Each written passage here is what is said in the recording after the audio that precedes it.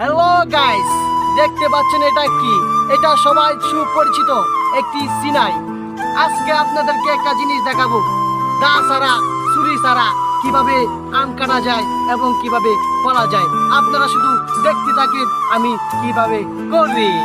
এই যে দেখেন, এটা হচ্ছে আম, এটা হচ্ছে সিনাই। এই যে এভাবে ধরবেন, এভাবে ধরবেন, এভাবে ছিলে যাবে। এভাবে ধরবেন, এই যে ছিলবে, শুধু ছিলবে, শুধু ছিল